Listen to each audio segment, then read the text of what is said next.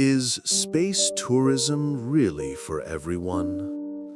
They say space tourism is here, but the truth is, a ticket to orbit costs a fortune, and getting there is harder than becoming an astronaut.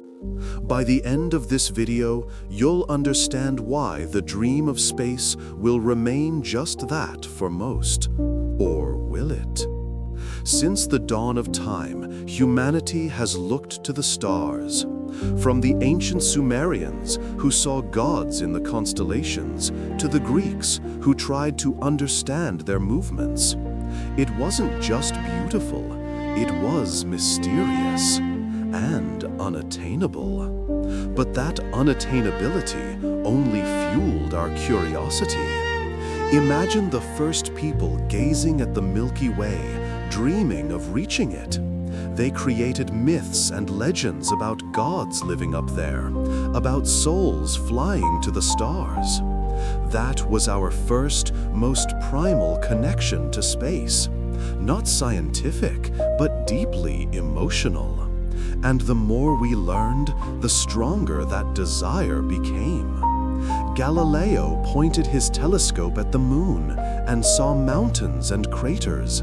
Not just a glowing disk, but a whole world. Then came the writers, Jules Verne, H.G. Wells. They painted pictures of what it would be like to fly to the moon, to explore other planets. Fantasy, of course, but they planted the seed. A seed that sprouted into something truly extraordinary. The idea of space travel sounded like utter nonsense for a long time. How do you lift something heavy off the Earth and launch it beyond the atmosphere? It seemed absurd, but some believed. Konstantin Tsiolkovsky, a Russian schoolteacher who lived in the backwoods but saw the future. He calculated formulas, drew rockets. People laughed at him, called him a crazy dreamer. But his ideas were groundbreaking, and they became the foundation. Then came Robert Goddard in America. He secretly built his rockets, small, funny-looking things. Some only flew a few feet, but they were first steps, steps that the world barely noticed. And then everything changed, suddenly, dramatically.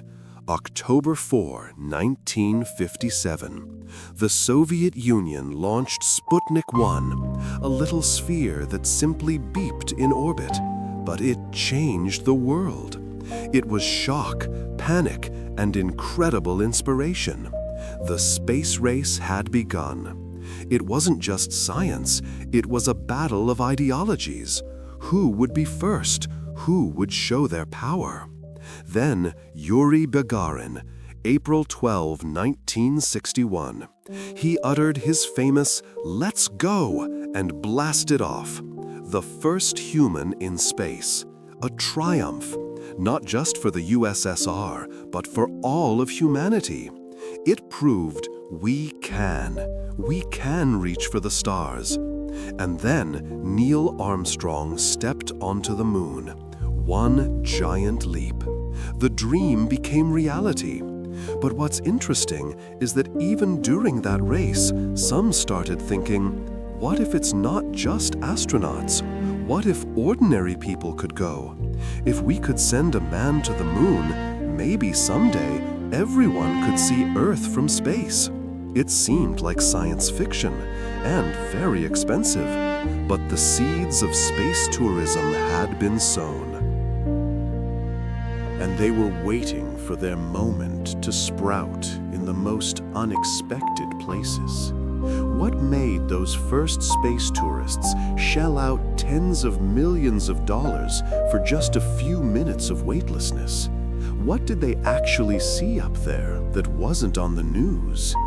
So, what drove those first daredevils to pay fortunes to see Earth from a porthole? And more importantly, who were these people? Buying your way into space sounds like a pipe dream, right? But in 2001, it became reality. His name? Dennis Tito, an American multimillionaire, a former NASA engineer. He dreamed of it his whole life, so much so that he was willing to do anything. And anything meant about $20 million. Just think about that sum. For a flight on a Russian Soyuz and a week on the International Space Station. It wasn't just a ticket, it was access to a club previously exclusive to professional astronauts. But Tito's path wasn't easy. NASA was strongly opposed. They didn't want an ordinary person, even a millionaire, flying on their station. There were arguments, scandals, but the Russians, desperately needing money after the collapse of the USSR, were accommodating. And so, after grueling training in Star City, Dennis Tito went to space. Imagine his emotions. A man who had looked at the stars his whole life, suddenly surrounded by them. He saw our planet, this blue marble, hanging in the black void. He said it was the most incredible sight of his life, a view that completely transformed him.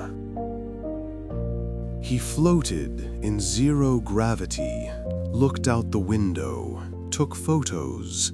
He was where only a select few had been before. Tito wasn't the only one. Others followed. In 2002, Mark Shuttleworth, a South African internet entrepreneur, also paid around $20 million. Then Gregory Olson, an American businessman. And, importantly, the first female space tourist, Anousheh Ansari, Iranian by birth, an American businesswoman. She also paid for her dream. All these people were incredibly wealthy, and they all took serious risks. They underwent grueling training, learned how to survive in emergency situations, got used to G-forces. It wasn't a vacation, it was a real, dangerous mission. But for what? For a few days or even hours in space, to see Earth as only a few have ever seen it. These early adopters showed the world, yes, you can go to space without a government program. But it was a privilege for the chosen few, for those who could shell out tens of millions of dollars. For the average person, it remained an unattainable, prohibitively expensive dream. The gap between those who could afford it and everyone else was simply enormous. But what's interesting is that these flights, although isolated, ignited a spark that pushed completely different players into action. Those who promised to make space accessible, or at least try. Forget government programs and millions of dollars for old Soyuz rockets. Today, 3 people are waging a real space war to send thousands, not just a few, into space. And what they're doing will change our future forever. After the first space tourists showed that it was possible, other players emerged, not governments, but private companies. And not just companies, but true titans. People who didn't just dream, but had the resources and the relentless will to change the world. Here they are, Elon Musk, Jeff Bezos, and Richard Branson. 3 billionaires, 3 different strategies, but one common goal: to make space accessible, or at least try. Look at Elon Musk and his SpaceX. He started by building rockets that can return and land back on Earth. It was crazy. No one believed it was possible. But he did it. And it immediately reduced the cost of launches tenfold. SpaceX is already sending astronauts to the ISS, launching satellites. But his main goal is Mars. He wants humanity to become a multi-planetary species. And space tourism for him is just one step towards that grand goal. His Starship promises to carry hundreds of people at a time. It sounds like science fiction, but Musk has already proven that he can make the impossible happen. He plays big, with maximum risk and maximum stake. Then there's Jeff Bezos and his Blue Origin, the founder of Amazon, one of the richest people in the world. He operates more discreetly, but his ambitions are no less significant. Bezos believes in creating space colonies and moving heavy industry into space to preserve Earth. His New Shepard rocket is already successfully taking tourists to suborbital altitudes. That's when you rise to the edge of space, experience a few minutes of weightlessness, and see Earth, but don't enter orbit. His approach is more methodical, more cautious. He doesn't like bombastic statements, but his technologies work. And he himself has already flown on his rocket. And finally, Richard Branson and his Virgin Galactic. This guy has always loved adventure. He crossed oceans in hot air balloons, set records, and now he wants to send people to space. His White Knight 2 carrier aircraft lifts the Spaceship Two spacecraft to altitude, and then Spaceship Two fires its engine and flies to the edge of space. It's also a suborbital flight, like Bezos's. Branson was the first to start selling tickets long before his system was ready. He did it very loudly, very flamboyantly, and he flew to space himself, beating Bezos by a few days. His goal is mass space tourism, so that hundreds and then thousands of people can experience weightlessness and see the curvature of the Earth. These three titans aren't just building rockets, they're building a new industry. They compete, sometimes even argue, but their rivalry drives progress forward. Each of them promises to make space more accessible. But how accessible? And how much will it actually cost to join this elite club? That's the million-dollar question. Imagine you've saved your whole life, sacrificed everything to buy that ticket. And then, finally, the call. Your flight is in a week. But what did that dream really cost? And what awaits you for that crazy money? So, we've seen billionaires battling for space supremacy. They promise lower prices, mass accessibility.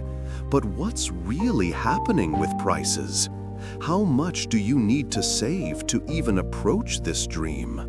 Let's face it, when Dennis Tito flew in 2001, he paid around $20 million. That was for a flight to orbit and a week on the ISS, a sum that is simply unthinkable for most people. It was like buying a small island or a whole fleet of yachts. What about now? Prices have changed, of course, but not in the way that ordinary people would like. Take Richard Branson's Virgin Galactic. His tickets for a suborbital flight, that is, a few minutes of weightlessness and a view of Earth from space, started at $250,000, $250,000. And those tickets were sold out long before the first commercial flights. Now the price has risen to $450,000 for a 90-minute flight, of which you only spend a few minutes in zero gravity. It's still a price that very few can afford. It's like buying a luxury home or several expensive cars. What about Jeff Bezos and Blue Origin? His New Shepard offers similar suborbital flights. Prices haven't been officially announced, but rumors say they're in the same range as Virgin Galactic, if not higher. The first seat on his ship was sold at auction for $28 million. True, that winner didn't fly, and his place was taken by another person, as well as the 18-year-old son of one of the participants. But these are still sums that show we're talking about millions, or at least hundreds of thousands. Elon Musk, with his SpaceX, he offers orbital flights, which are much more complex and expensive. For example, the Inspiration 4 flight, which was fully paid for by billionaire Jared Isaacman, cost an estimated $200 million for 4 people. That's $50 million per person. It was a private flight to orbit for several days. That's closer to what Tito did, but still, these are exorbitant sums. So, even with the arrival of private companies, space tourism remains the domain of the super rich.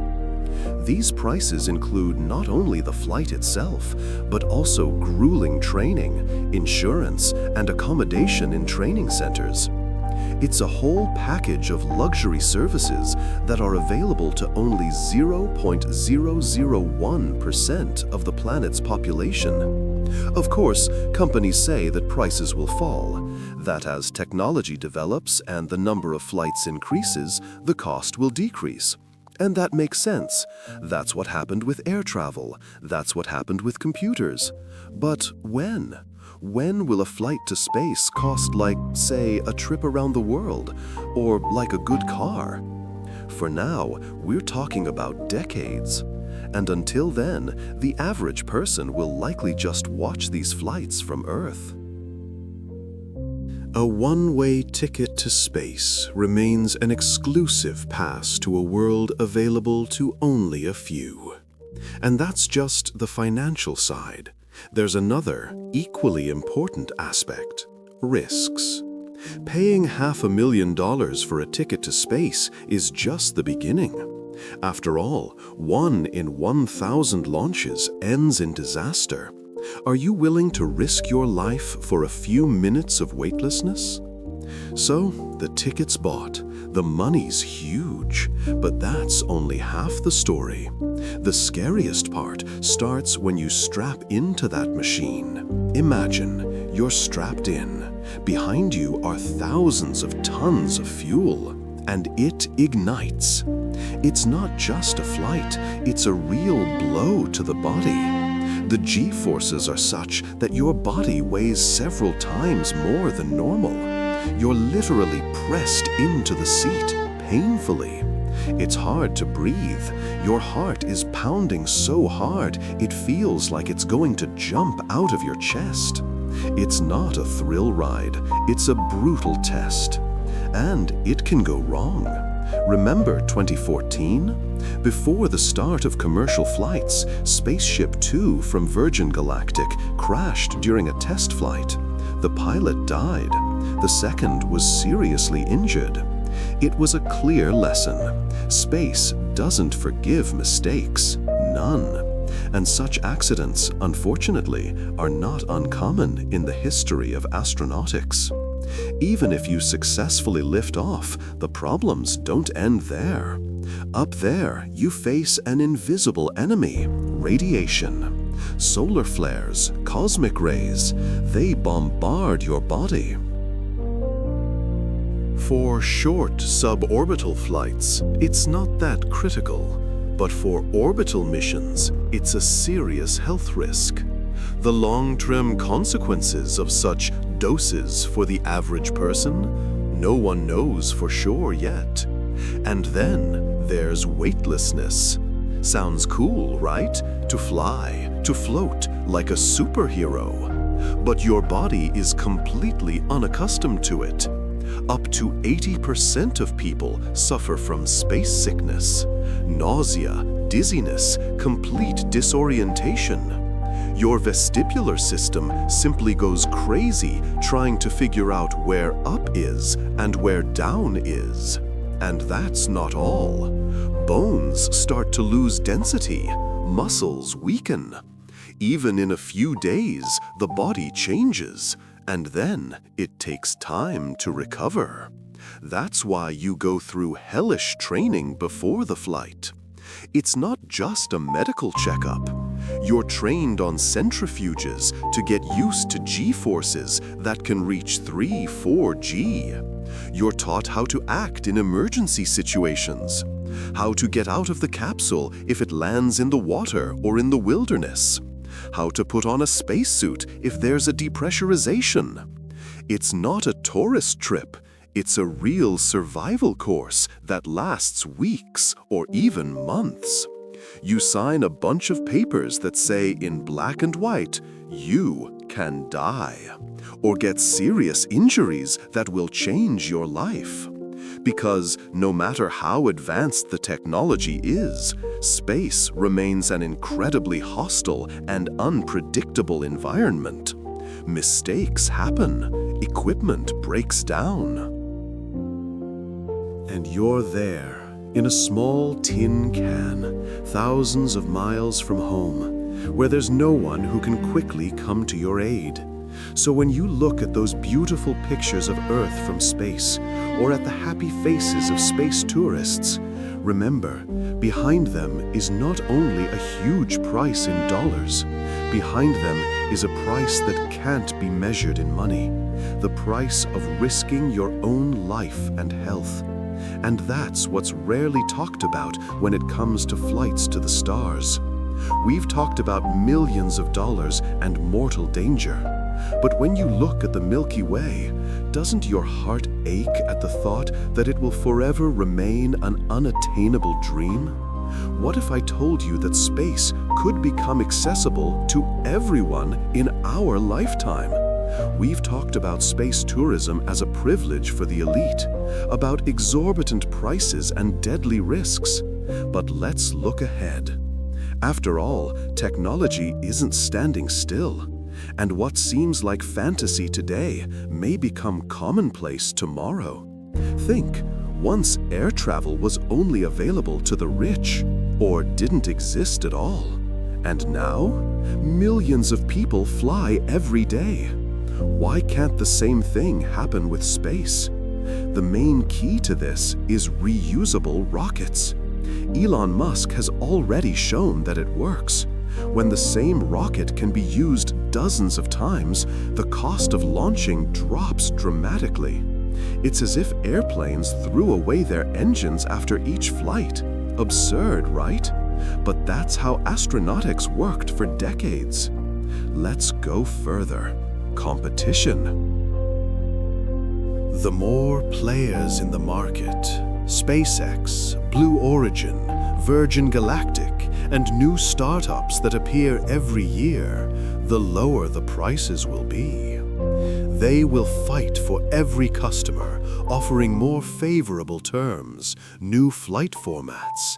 It's the law of the market, and space is no exception. What about new types of space tourism? After all, you don't have to fly to Mars right away or live on the ISS. Projects for space hotels are already being developed. Imagine you live in orbit, in comfortable conditions, with a panoramic view of Earth 24/7. A few days or weeks in such a hotel will be expensive, but maybe not as much as flying into orbit on an old rocket. Orbital Assembly Corporation, for example, plans to build Voyager Station, a huge rotating hotel.